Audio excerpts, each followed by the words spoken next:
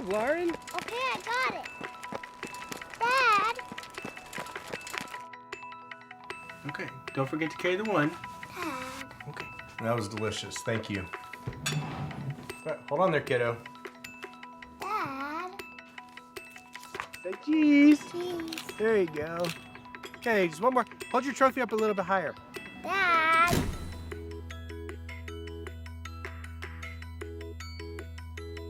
Good morning, good morning, good morning. It's time to rise and shine. Dad. I love it. No. Dad. Dad. And they were here first. So Dad. So you want to go catch a movie at like 7:30 or something? Dad. And one more. Okay, one more. Okay, let's go. Wait. Come on, just one more. One more. Dad.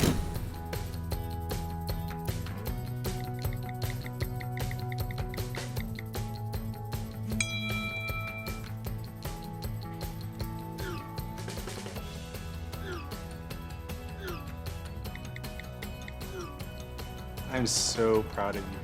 Now you just got to get a job. Dad. You look beautiful. Oh, Dad. And stand just a little closer together and move just a little bit to the left. My left. A little more. Dad.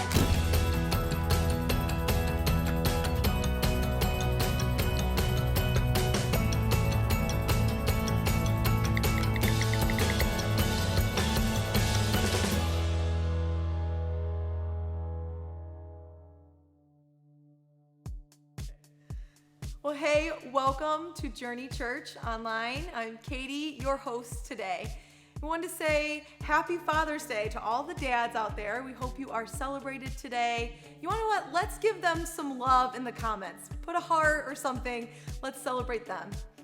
But I also want to acknowledge that today can maybe be a hard day for some people.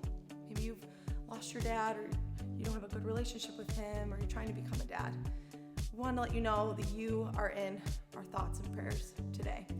But again, happy Father's Day. We hope that you have a good day today. Before we get started today, I want to let you know about our blog. It's our current information hub. And so we have our Connect card. You can use that to request information or to submit a prayer request. We also have links for giving. Thank you so much for your generosity and for being a part of our mission, of God's mission. And if you're a guest with us today, maybe it's your first time joining us, or maybe you've checked us out a couple times, but we would love for you to fill out that guest card so that we can help you to experience God. Because we believe here at The Journey that your best life is found in relationship with Him. So we're here to help and here to serve you. We're so glad that you're joining us. We'd love to send you a free gift, so fill out that guest card. All right, well, today we are continuing our series, Encounters with Christ. So we're gonna hear from the band. So let's try to take this time to shift our focus onto God and worship Him.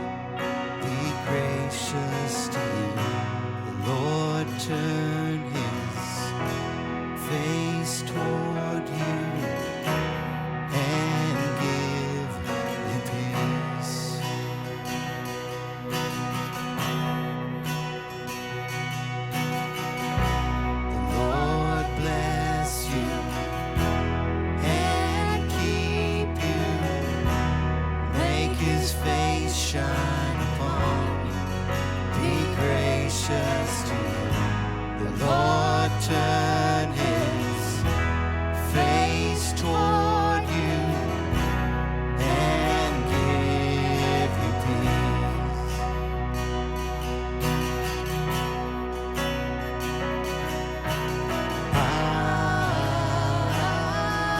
Amen. Amen.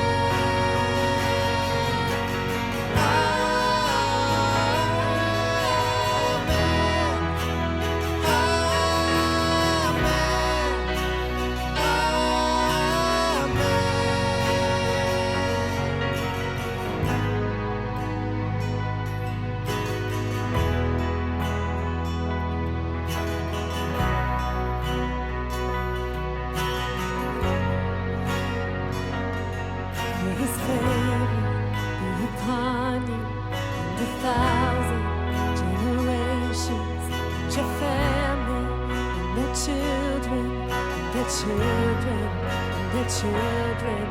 May His favor be upon you and 1,000 generations, and your family and your children, and their children, and their children. May His favor be upon you and 1,000 generations, and your family and their children, and their children, and their children. May His favor be upon you and 1,000 generations, and your family and your children, and their children, and their children. May His presence go before you and behind you and beside you, all around you and within you.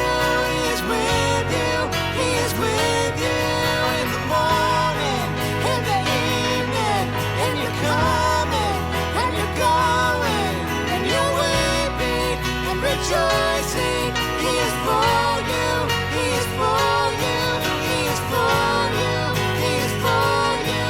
He is for you. He is for you. He is for you. He is for you.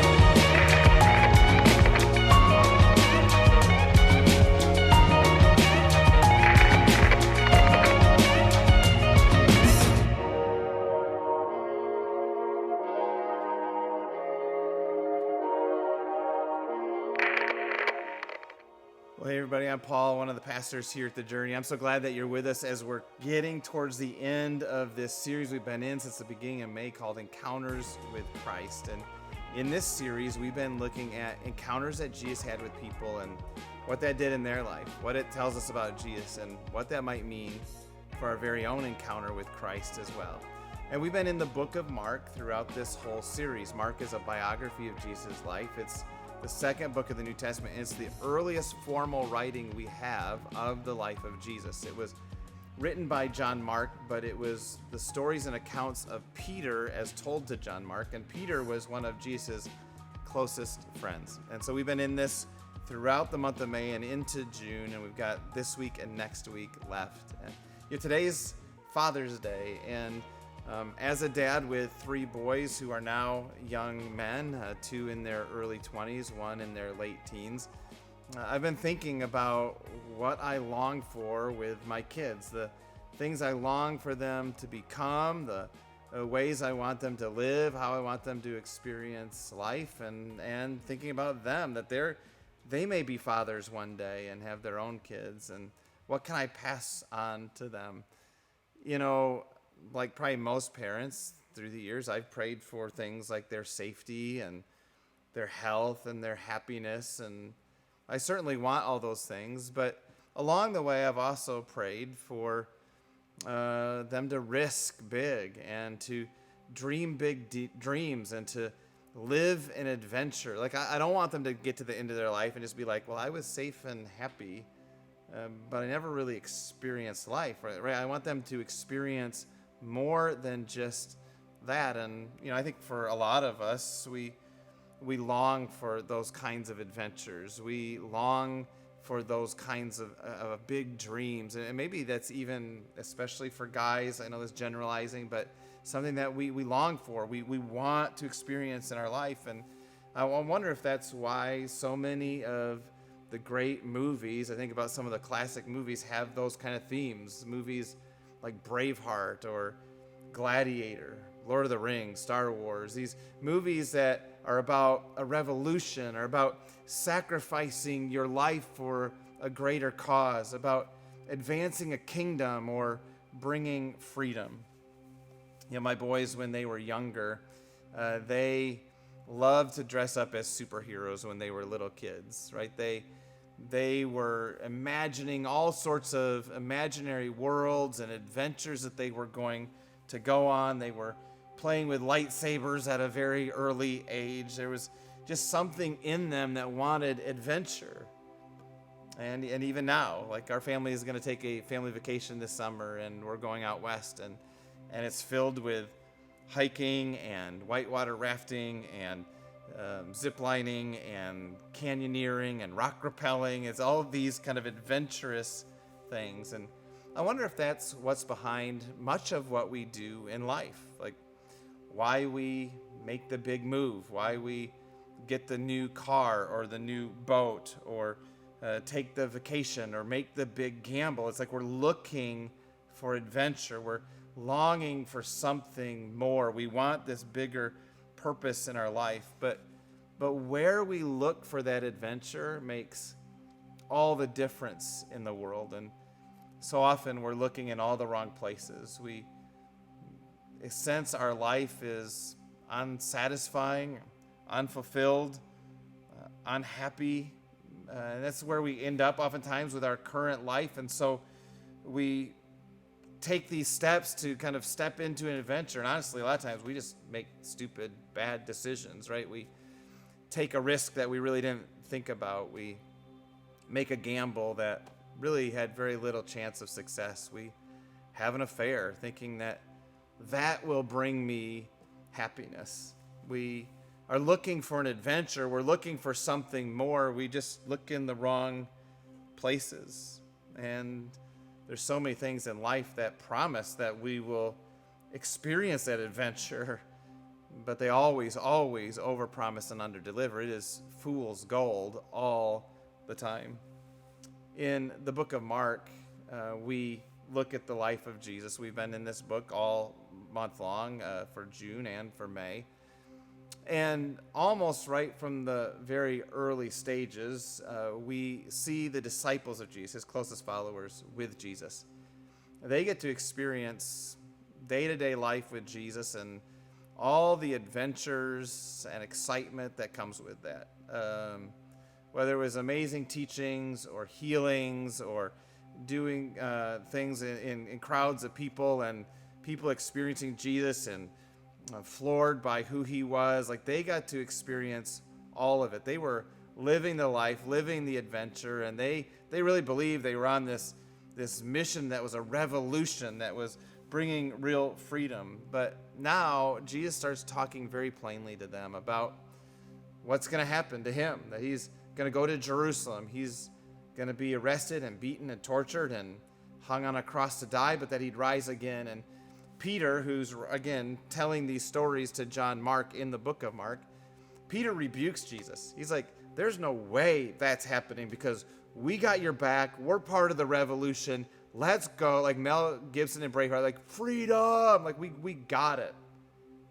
Matter of fact, Peter even proves it when Jesus is arrested and all these Roman soldiers are around. The first thing that we read about is that Peter grabs a sword and whacks at a Roman guard. He's ready for a fight. He's ready for a revolution. This is the adventure that he thinks that he's on, but Jesus was after something so much more than that. In Mark chapter 8, verse 34, and that's where we're going to be today as we think about these encounters with Christ, Jesus is with his disciples, and he calls the crowd who is kind of gathering around to him, pulls everybody in tight, and then he says these words, Mark chapter 8, verse 34. Then he called the crowd to him along with his disciples and said, whoever wants to be my disciple must deny themselves and take up their cross and follow me. Those are hard words. Jesus calls the crowd to himself, and I think that should tell us something, that this isn't just for his disciples, right? His disciples were already there. He calls everybody in, and then he says, whoever, right? Like this is for all of us, including us. Whoever wants to be my disciple. Now, a disciple was simply a learner. And a disciple in that context was a learner following a teacher. So Jesus was the rabbi, he was the teacher. He had these people who were following him as his learners. And so as a disciple, you were just somebody who followed the teacher. You were going to do what he did and say what he said and live how he lived. And so if we want to literally kind of read it that way, it would say this: whoever wants to follow me must deny themselves and take up their cross and follow me. Right? So these follow me's are kind of bookending this statement. And in between, what we see is what it really means to follow him, right? Follow me, and here's how you do it.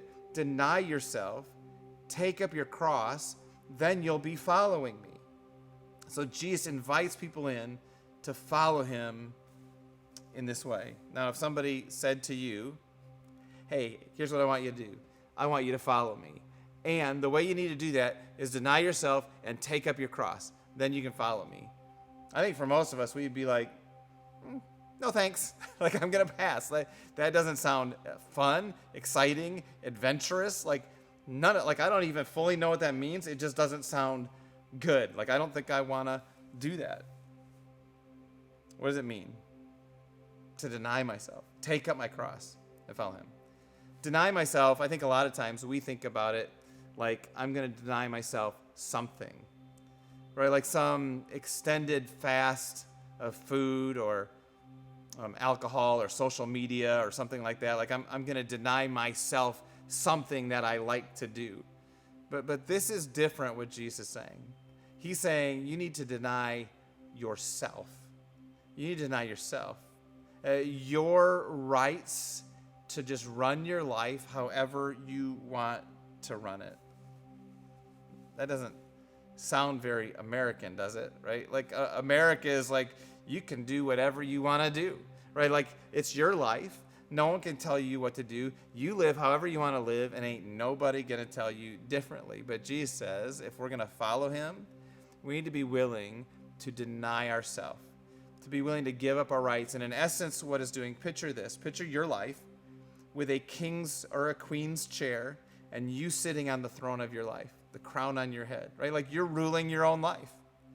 And what Jesus is saying is that we are called to step off of the throne, to take off the crown, and have Jesus sit on the throne of our life. Have him wear the crown. Like he's going to lead. He's going to guide. We're denying ourselves, our right to run our own life and say, Jesus, I want you to lead and guide and run my life because your ways are good and your ways are best. And he says, and I want you to take up your cross. Now, this, we don't fully always understand this in the way that they would have.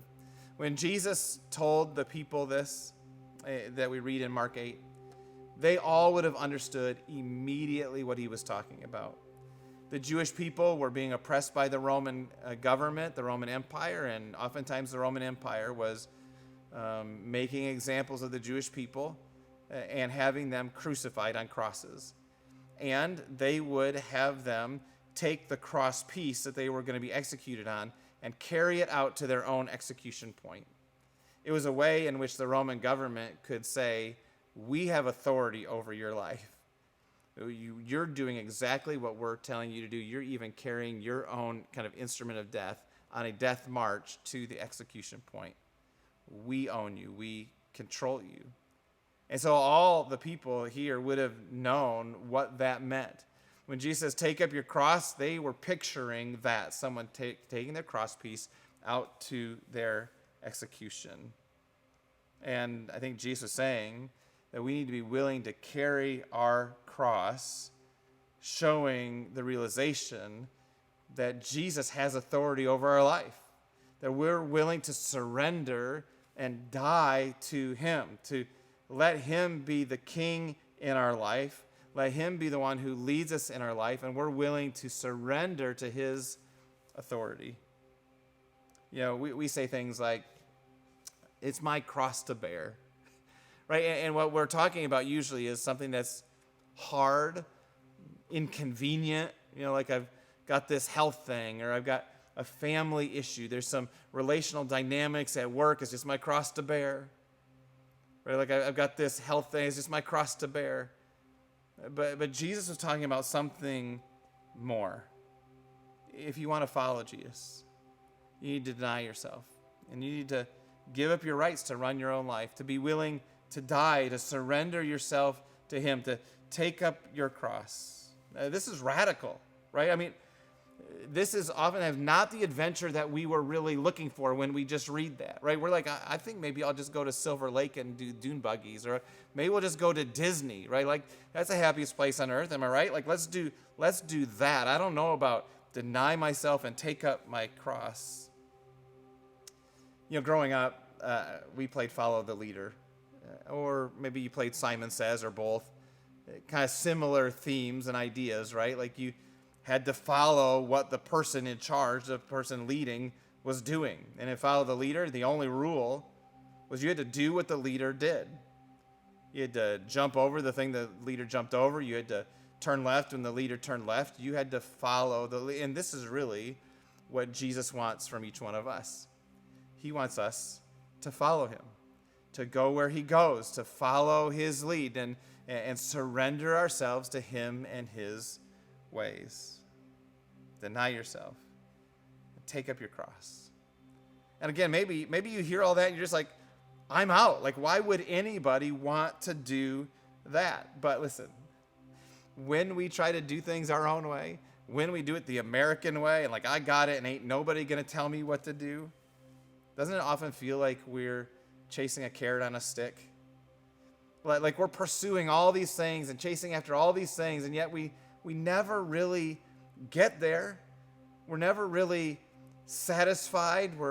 We always feel like there's got to be a little bit more. We're never really getting where we think we would get. There's always something missing. We're always frustrated, unsatisfied. And yet on the other side is deny yourself and take up your cross. And that seems hard, and for what?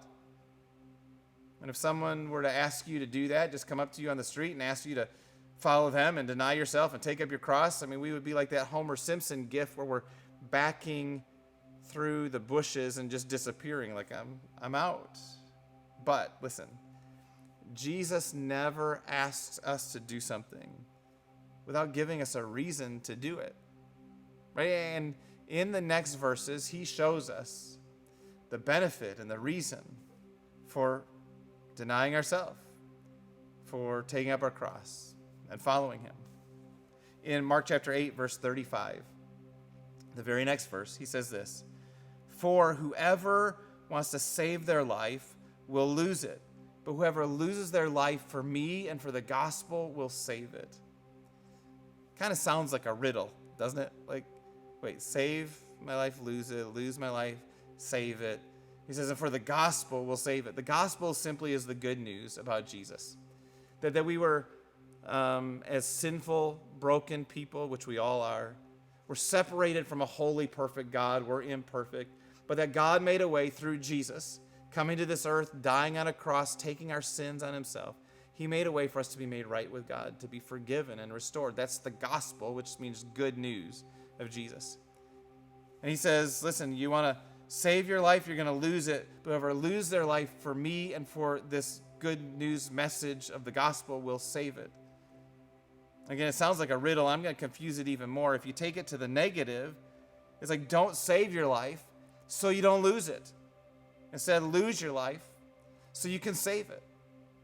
And we think, huh? Like what? Like what does that mean? It's not like losing your life on accident and somehow it just kind of drifts away. This is our own fault, our own. There's a Hebrew idiom when it talks about this idea. It means to like trifle away one's life. Like we're slowly giving it away by chasing all the wrong things, by pursuing all the wrong stuff. Our focus on safety and security and being comfortable and happy, this inward focus on ourselves. And Jesus says, man, if you live that way, you will miss the adventure. You're trying to save your life, but you're going to actually lose it. You're going to miss out on real living.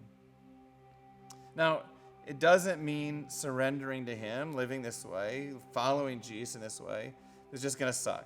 Like it's just going to be hard, it's terrible, it's like always like downtrodden.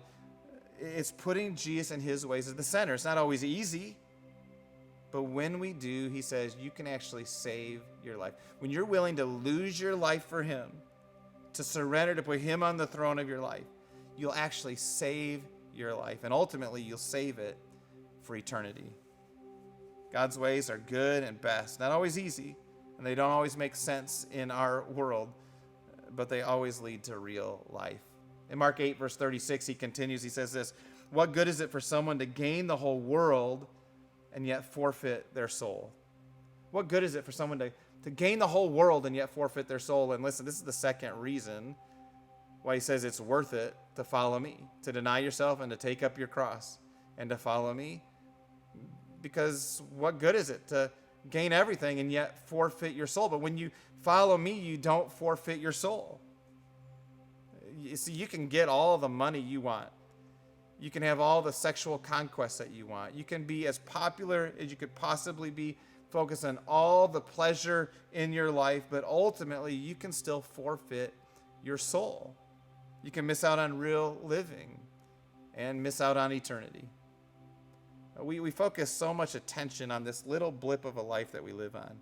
If you think about eternity, right, you're looking all the way to this direction, to infinity, all the way in that direction to infinity, and then where we live is like right here in this little moment.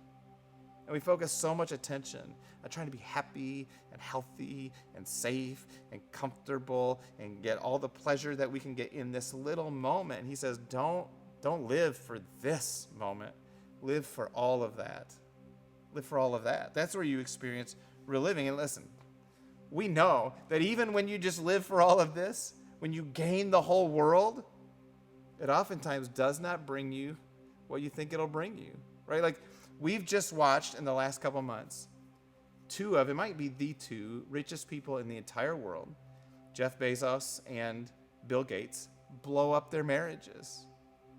We watched the wealthiest people mess up their lives and commit suicide or blow up things, end up in jail. We watch some of the most beautiful people on the planet go from relationship to relationship and never seemingly be happy.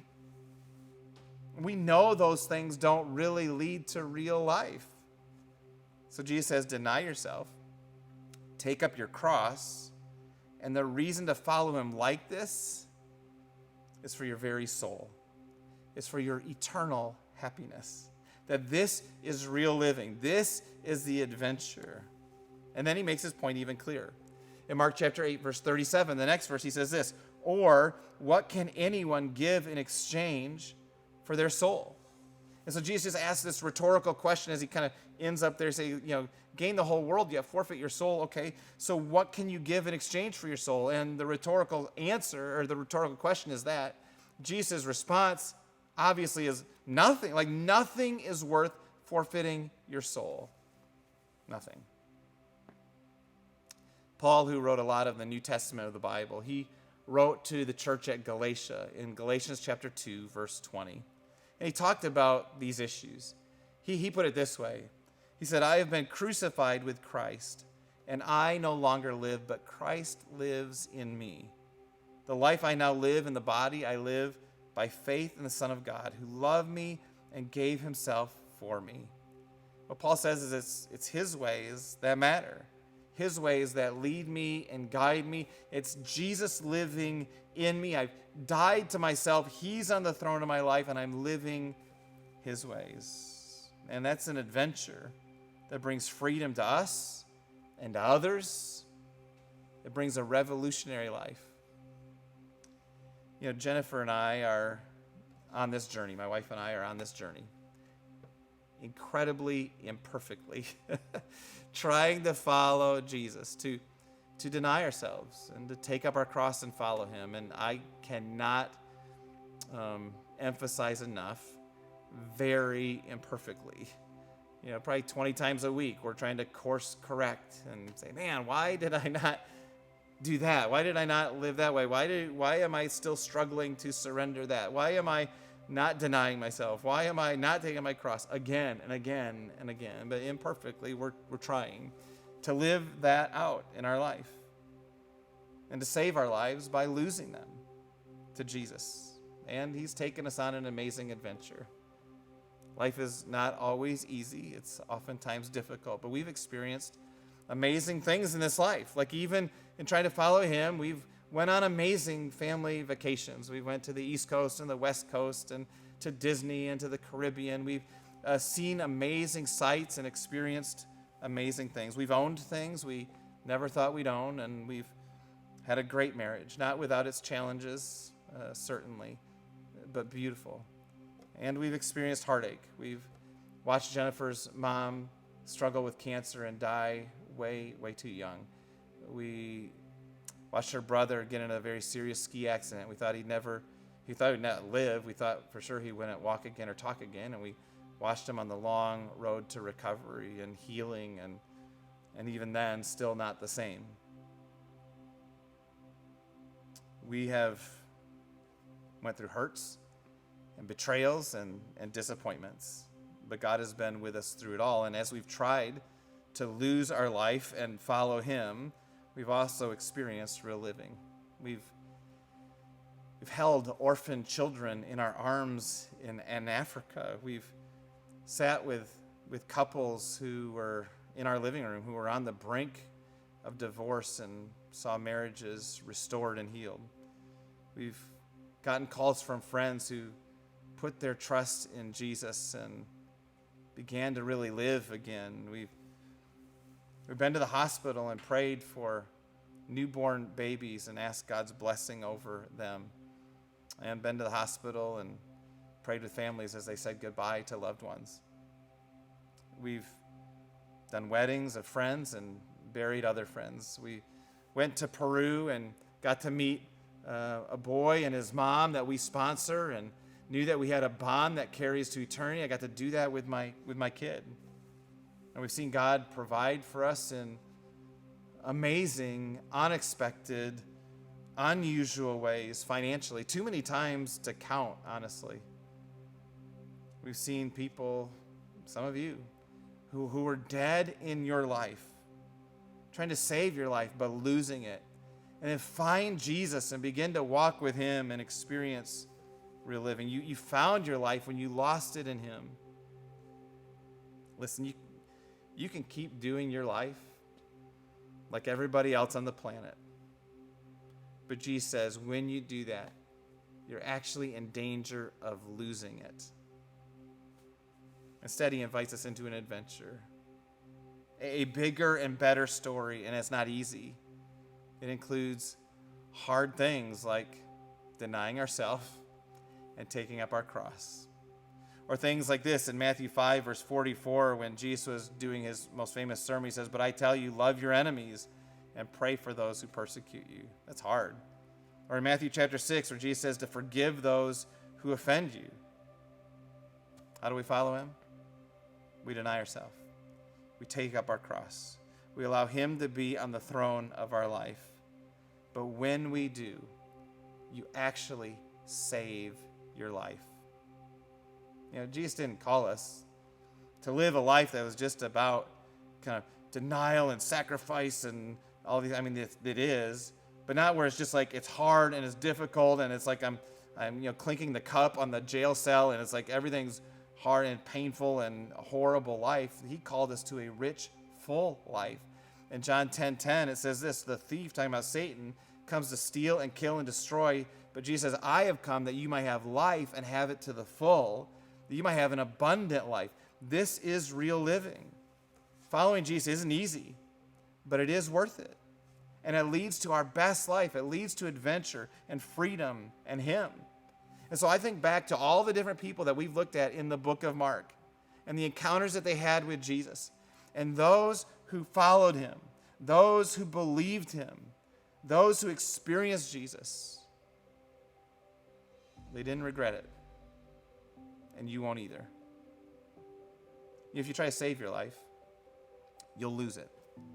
But if you'll lose it for Jesus, put Jesus at the center, live his ways, you'll actually save it.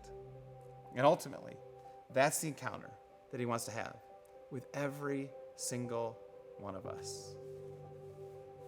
This isn't easy, but this is his call on our life. If you want to follow him, we deny yourself. To give up our rights to run our life and to say, Jesus, your ways are best. I'm going to follow you. And to take up our cross. Be willing to surrender ourselves to his authority. I'm going to live your ways, Jesus, because your ways are best. If you want to follow him, you need to deny yourself. Take up your cross. And then you'll be following him. And when we do, we actually save our life. Or we can just chase after all those things, that carrot on the stick, trying to find all those things that we think will fulfill us and think will satisfy us and try to experience that adventure. But we will always come up short. And the only thing that we leave with us is this baggage of ruined relationships and broken dreams. He invites us into an adventure. He invites us into really living, and it happens when we deny ourselves and we take up our cross and we follow him. Let's pray together. God, would you help us to do just that? To be willing to deny ourselves and take up our cross and follow you.